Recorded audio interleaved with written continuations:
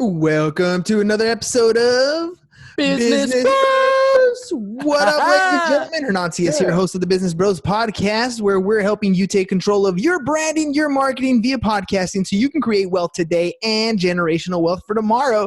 I'm here with my co-host, The insurance bro, James C.S. with Pipeline Insurance, where we empower licensed professionals to effectively add insurance to their existing businesses. And boy, oh boy, it is a beautiful, beautiful day out there today. Hope you all are, oh wait, it's quarantine. Maybe you can go for a walk outside and enjoy it for a little bit, but wear your mask. Anyway, it's all good. And speaking of good, let me tell y'all something. Good is good, but better is better. And today's guest is better than most.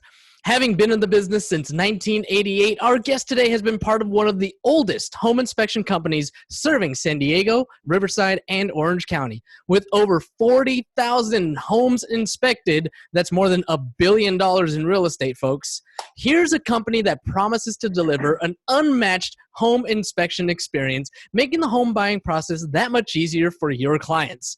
Not only does this company provide the best knowledge and education to every inspection, they also stay up to date with the latest tools and technology so that you know your client is getting only the best. So please give a warm Business Bros Pod welcome to our guest today from a better home inspection company, Mr. Danny Forster. Welcome to the show, Danny. Thanks so much for joining us. Yeah, give us a woo. There we go. virtual claps. Cool. Welcome to the Thanks show, for having Danny. me, Thanks guys. for joining. Yeah. Thanks for having me. This is awesome. You guys are great. I love the intro. Thanks. Well, that's what he does. He specializes it. I was thinking while you were doing that, I was like, dude, that should be something you put out for people. People are starting their own podcast. Be like, hey, we'll write your intro for you. Oh, Hey. I like it. It's one of those things where, like, we're in quarantine. There are a lot of people who are losing their jobs. Let's find ways to help generate revenue for other people. You know what I mean? Like, hey, let's get you, let's give you something you can do, something you can do from home, write up some stuff. People are looking for intros. People are looking for subtitles. People are looking for all kinds of different stuff that you have laptop access to. You can totally pimp me out for that. That's fine. I don't mind. Right? One thing you can't kind of do from home is a home inspection. It comes to you. Danny, tell me a little bit about what it is you do, how long you've been doing it. Yeah, no, again, thanks for having me on. Appreciate you guys. So we do home inspections 7 days a week. That's kind of all that I've ever done. My grandfather, actually, I'll give you a little background on the company, 30 years old, 1988, well, 31 now, actually. But I'm 31 years old, so I haven't really been doing this for 31 years. Now, I've been doing it for about 25 years. My grandfather started this company back in 1988, and it's been in the family ever since. Reason I say I've been doing it for 25 years is my grandfather and I were best friends. He was my mentor. Everything. He was always around, so I always hung out with him. Started working when I was like 5. I would go hang out on jobs with him, and really I was just kind of playing in the backyard or staying out of trouble or trying to. Then he kind of got to the point where he started putting me to work, testing outlets, opening doors, doing windows, all that kind of stuff. So I've been in and around homes my entire life. That's really all I've ever done, which I think is fantastic. Hey, James, why did we keep him? Why didn't we just eat him? Because he's small and he's good for thieving. He's small and good for thieving. That's what I was thinking when you were I was saying that. totally thinking the same exact thing. I've been in it since I was like 5 years old because Grandpa used to send me under the house where he didn't want to crawl under there. Yep. Small and good for thieving. Small and good for thieving, dude.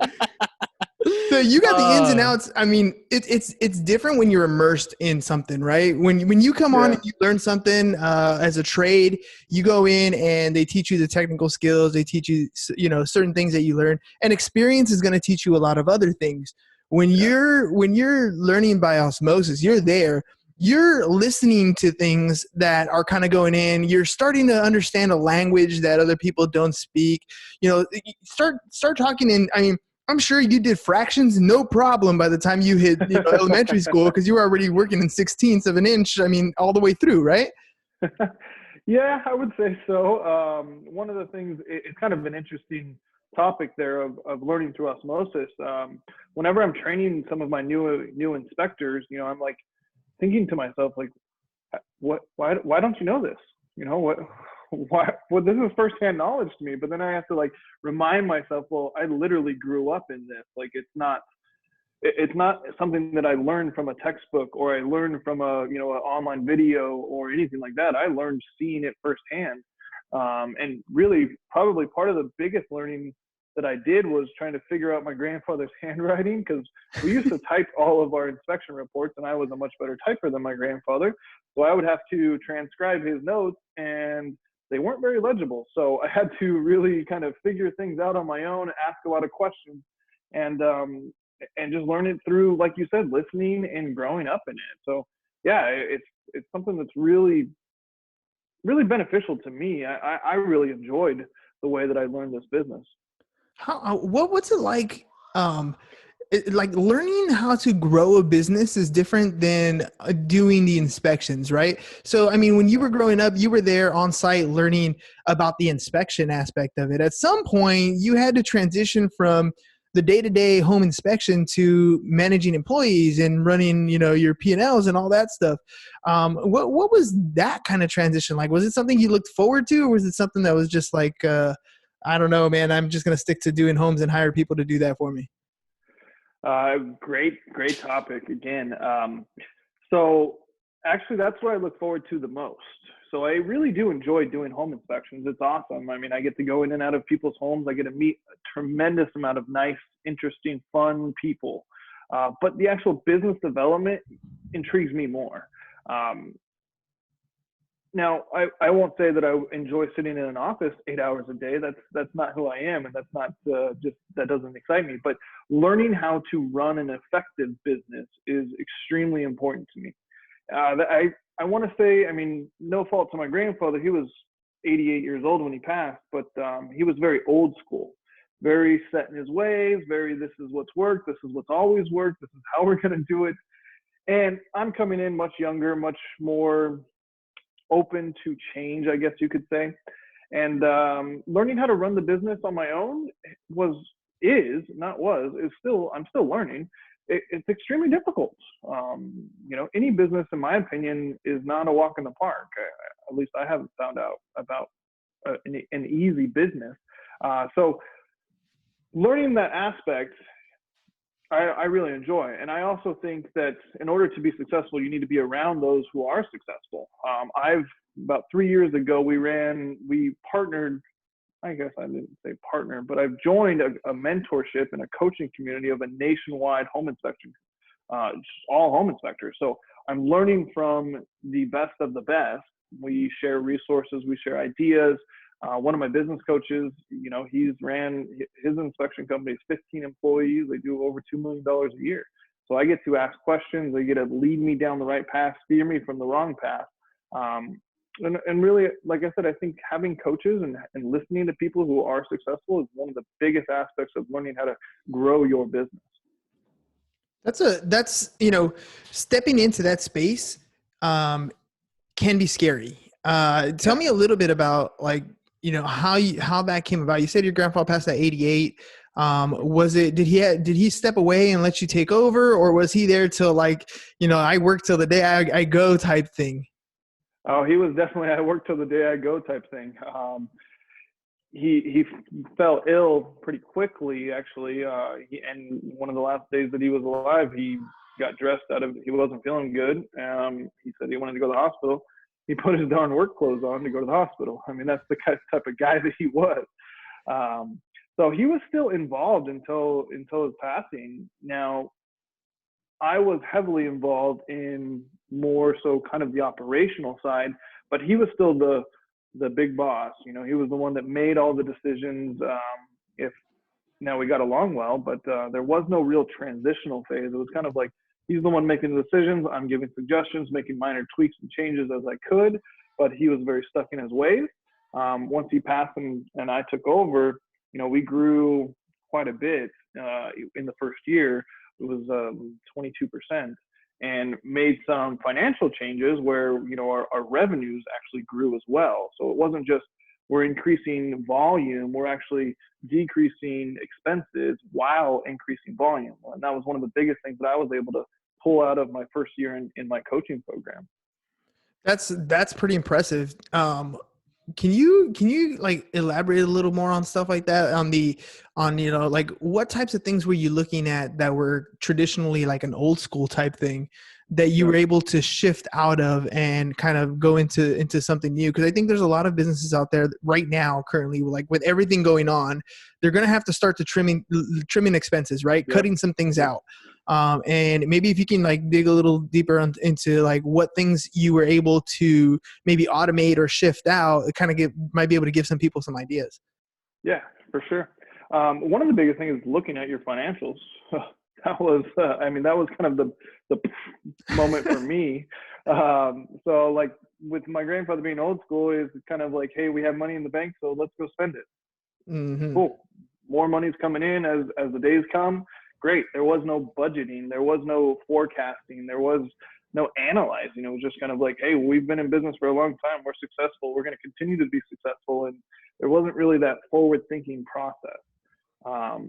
So that was one of the really big things for me, is just actually looking at the expenses, going through line item, talking more with my CPA, going over monthly reports, and figuring out, there was a couple things that subscriptions are big with any company, right? You sign up for an annual subscription, whatever it may be, and you kind of forget about them. We had like, I think it was like $43, which $43 a month in 2 different subscriptions that we didn't even use.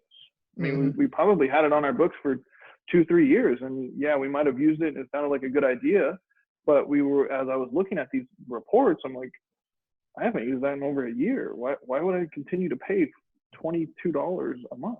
Yeah, It's and so funny, man. I'm but over here laughing because I just took over for Pipeline, and I did the exact same thing. Hernan gave me access to QuickBooks, and man, I wrote down line item by line item, and I'm doing the same thing. It is Yeah. super eye opening for sure. Yeah, most definitely. I mean, I was like, wow, we just saved, $400 a year. Sweet.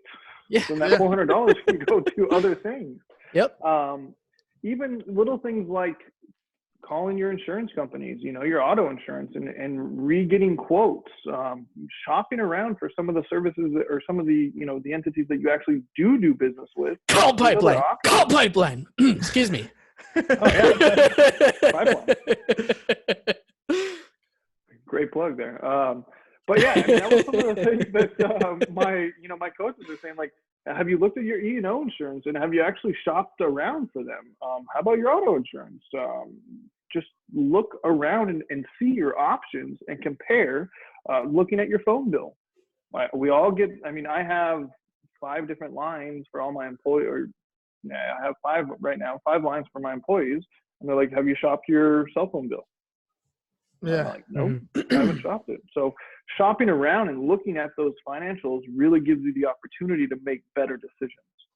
Yeah, at least to understand where you are, because that's a big deal, right? So on the one side, it was let's cut some expenses. On the other side, you also said you increased revenue, right? So looking at the different, and that's, oftentimes when I talk about this with people, it's you have a bottom up approach. You look at your net and then you start working your way through your expenses, but you never do anything about the income section. And when it comes to changes, especially like today, there are other things that you have as, assets, maybe there are things, services that you provide or products that you have, or different ways that you can do things for your existing book of business to help increase that revenue bar. Because you're right. On the one hand, cutting expenses is great. You should do that anyways, more so now, but you should do that anyways. The other side is increasing revenue. You mentioned you were able to increase revenue and cut expenses, which is a huge, double whammy there.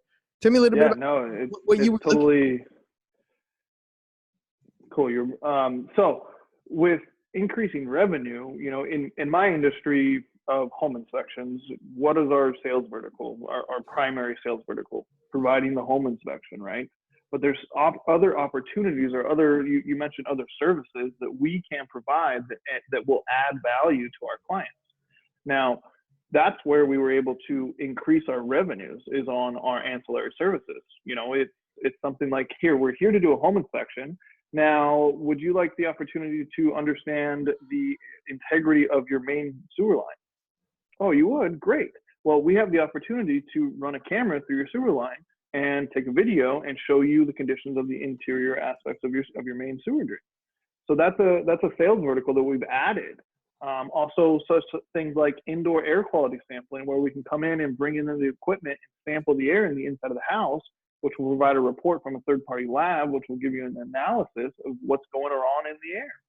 So that's really how we were able to increase our revenue, is by adding services that provide value to our clients, where they're interested, they're getting more information, they're making a huge purchase in their lives, most likely one of the biggest purchases they've ever made.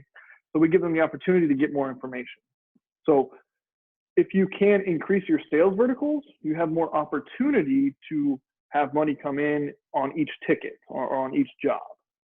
And that's perfect, because it's the questions that they're going to ask when you go and provide your service, whatever it is. There are always questions that come after that particular service.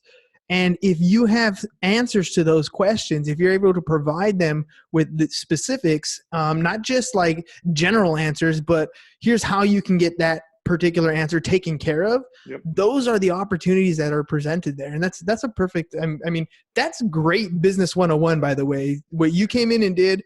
I'm sure Grandpa would be proud. He might be a little upset at first, but that's kind of the thing, right? Most entrepreneurs are adverse to change, right? They're stuck in their, this is what's worked for me for so long. Why am I going to change it? And for us, one of those things, well, for me anyways, for the podcast, marketing is one of those things where I've been doing this one marketing way my whole career. Like, I'm going to stick to continuing to do that. And that's great. But there are also other ways that you need to start branching off as things change. You know what I mean? Exactly. I'm a big fan of picking up the phone and calling, assuming people are going to answer. Most people don't answer their phone anymore. Right. I know personally, I don't answer my phone unless you're programmed in there. And then if you're programmed in there, or you leave me a voicemail, then I'll return that phone call or answer the phone. So how do I get in contact with people if they're not answering their phone as much? There are other ways to do that. And you got to kind of be open to, or at least come in with an open mind that there are other opportunities to do things to help increase your own personal business. What do you guys doing for your marketing?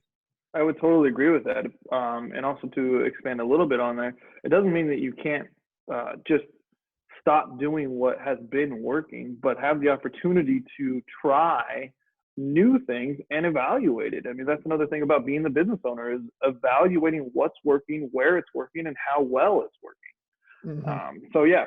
But to answer your question about some of our marketing stuff, we tried lots of things. And just kind of segueing from what I just said, we want to make sure that we're reaching as many people as we possibly can.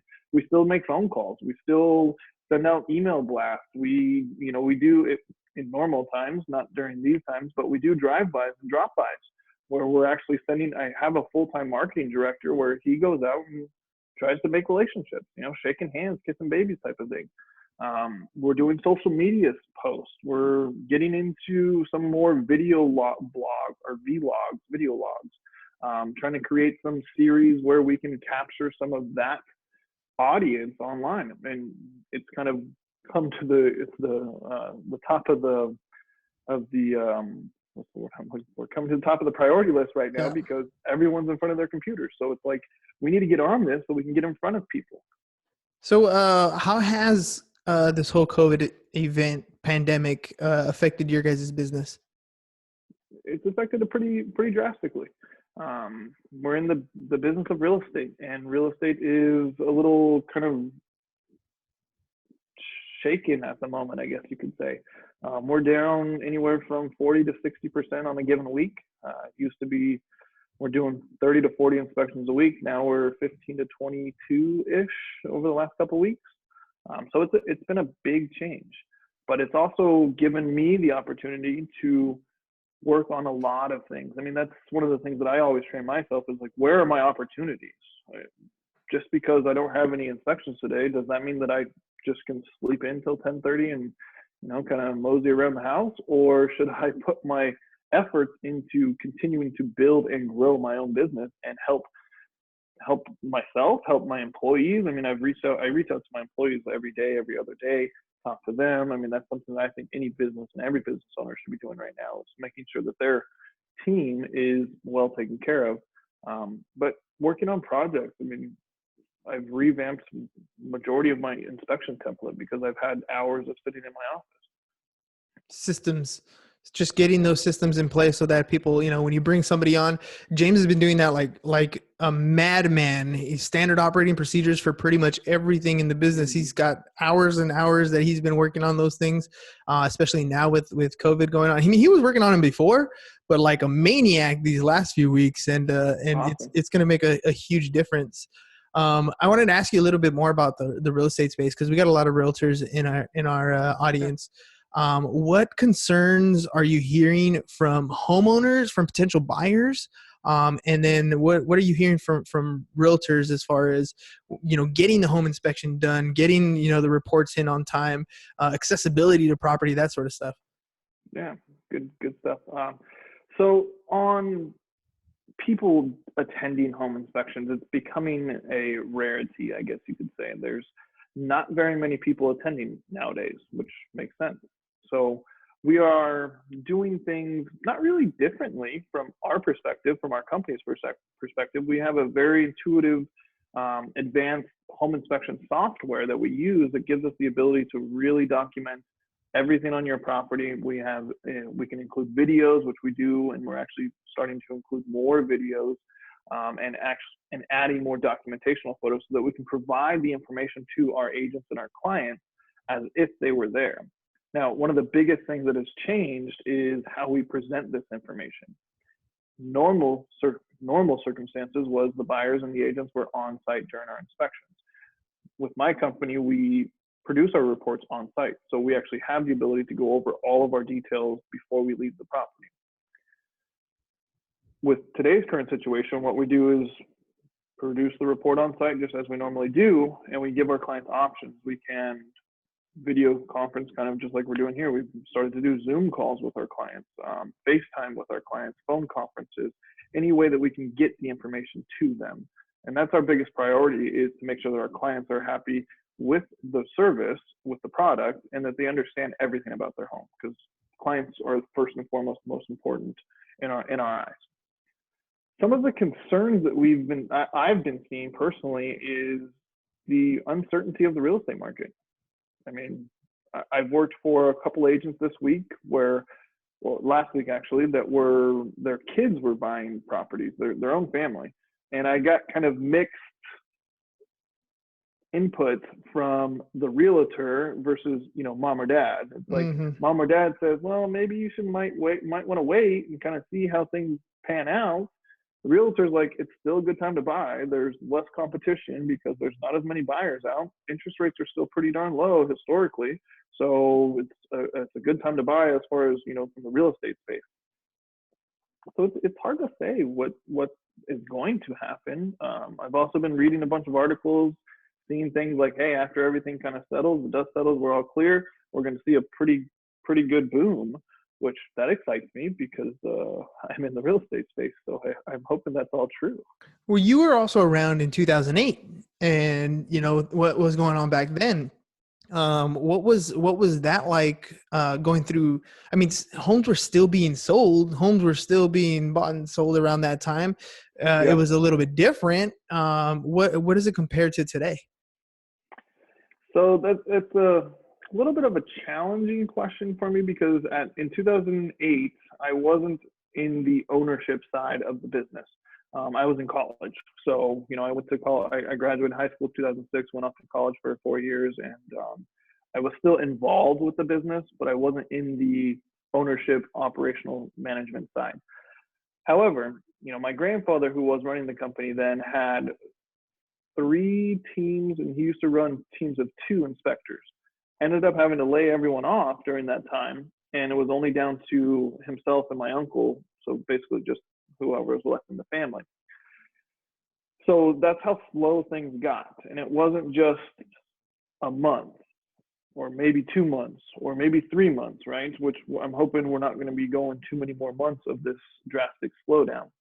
It was years. So that's why the layoffs happened, because we just didn't have the the jobs to produce the money for our employees.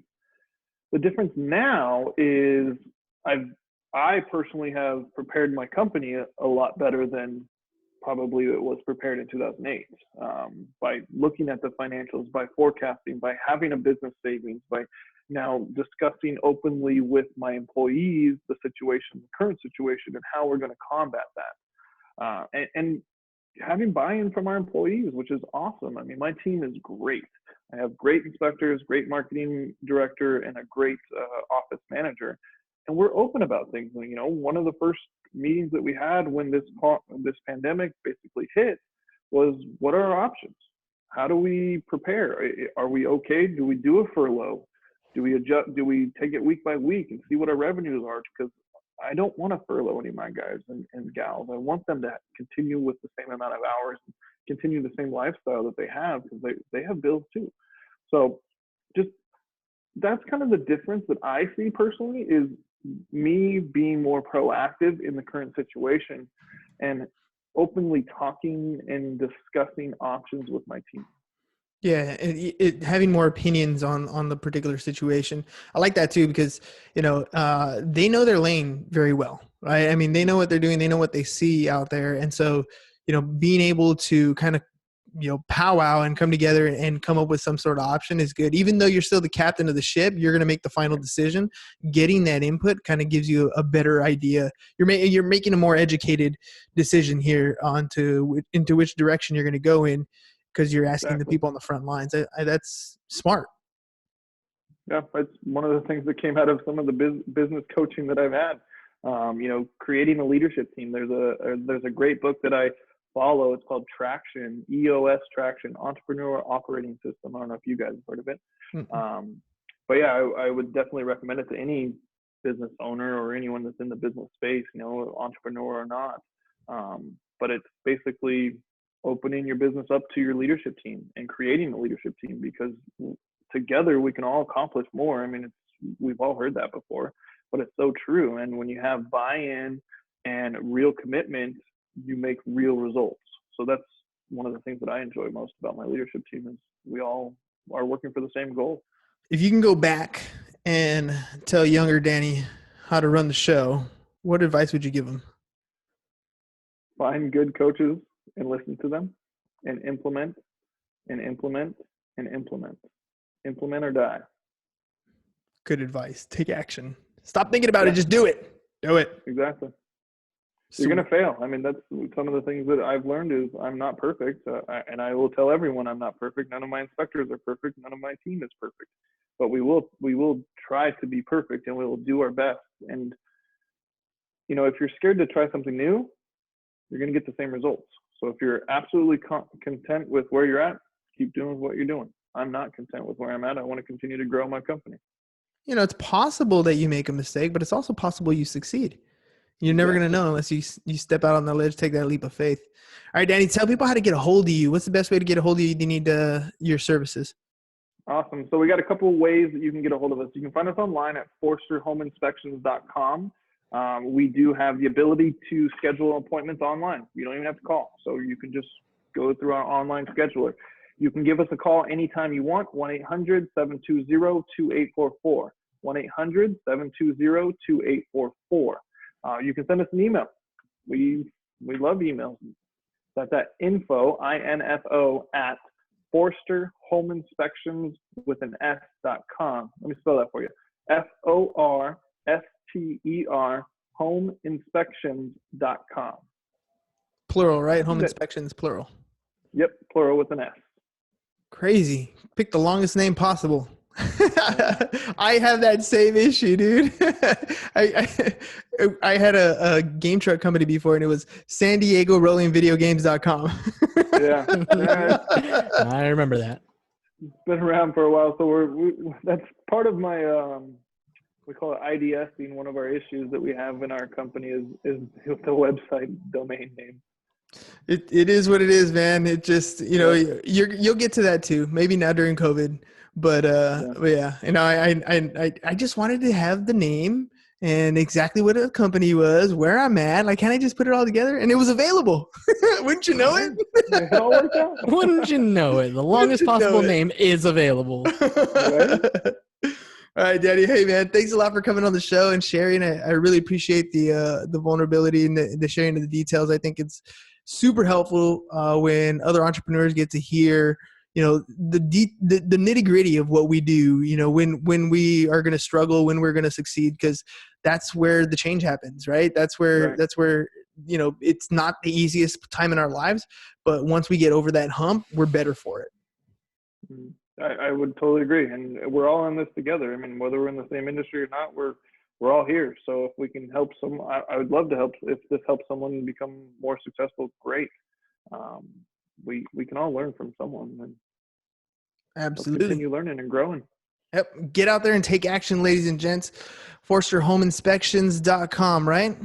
Yes, sir. ForsterHomeInspections.com.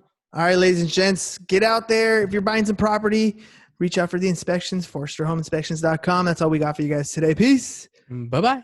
And we're out.